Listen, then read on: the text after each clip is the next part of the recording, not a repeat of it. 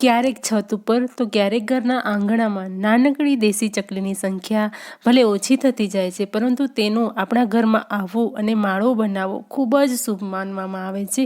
વળી જો આ દેશી ચકલી ઘરના ઉત્તર ખૂણામાં માળો બનાવે ને તો તમારા ઘરના બધા જ વાસ્તુ દોષને ટાળે છે. અને ગૌસ્વામી તુલસીદાસે પણ રાજા દશરથના મહેલમાં આ દેશી ચકલી ગોરૈયાનું વર્ણન કરેલું છે.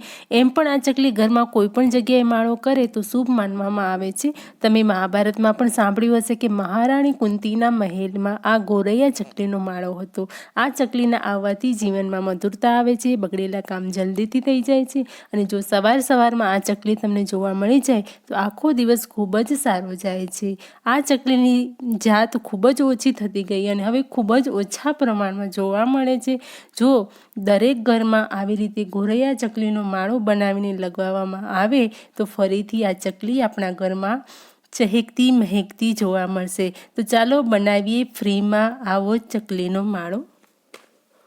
તો દોસ્તો, સ્વાગત છે તમારું મારી ચેનલમાં પ્રિયા કી પ્યારી રસોઈમાં. તો અહીંયા ગોરૈયા ચકલીનો માળો બનાવવા માટે મેં અહીંયા દ્રાક્ષનું ખાલી બોક્સ લીધું છે. તમારી જોડે કોઈ ચપ્પલનું બોક્સ હોય કે કોઈ મીઠાઈનું બોક્સ હોય તો એવી રીતે તમે ગમે તે બોક્સમાંથી આવી રીતે બનાવી શકો છો. પહેલાં તો આપણે બોક્સને ચારે બાજુથી કટ કરી લેવાના છે. એના બધા જ પાર્ટ્સને આપણે કાપી લેવાના છે. જેવી રીતે છે ચારે બાજુ જે છે એ એવી રીતે કટ કરવાના છે. વચ્ચેનો લાંબો પાર્ટ રાખવાનો છે. આ તમે જોઈ શકો છો. તો એ વચ્ચેથી પણ હું આનો કટ લગાવીશ.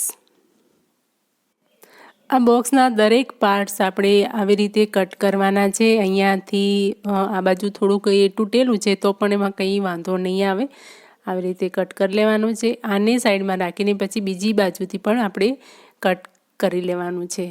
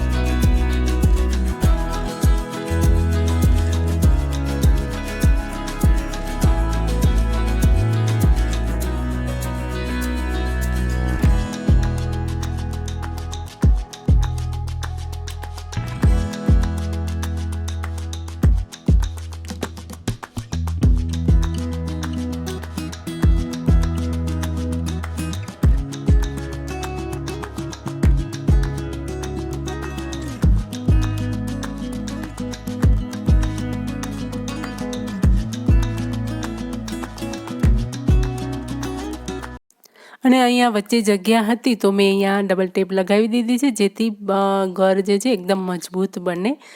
અને હવે મેં અહીંયા સોય દોરો લીધો છે. દોરા મેં અહીંયા જાડા કોટનના લીધા છે જેથી કરીને એ તૂટે નહીં. પતંગની દોરી પણ ચાલે. અને આવી રીતે એને સિલાઈ કરી લેવાની છે. મોટા મોટા ફાંટિયા ભરવાના છે, મોટી મોટી સિલાઈ કરવાની છે. અને આ વધારાનો સાઈડનો ભાગ અહીંયા હું કટ કરી લઈશ કેમ કે બંને સરખા હોવા જોઈએ. તો તમે વિડીયોને ધ્યાનથી જોજો એટલે તમને ખ્યાલ આવી જશે. સિલાઈ કર્યા પછી અહીંયા ગાંઠ લગાવીને આપણે આવી રીતે ઊંધું કરી લેવાનું છે. અહીંયા તમે જોઈ શકો છો. આ એકદમ મજબૂત ઘર બનશે અને એકદમ સરળ છે. તમે જોઈને બનાવજો. તો આવી રીતે બધા પાર્ટને આપણે સિલાઈ કરી લેવાની છે. હાથથી જ આપણે એના ટેબા લઈ લેવાના છે.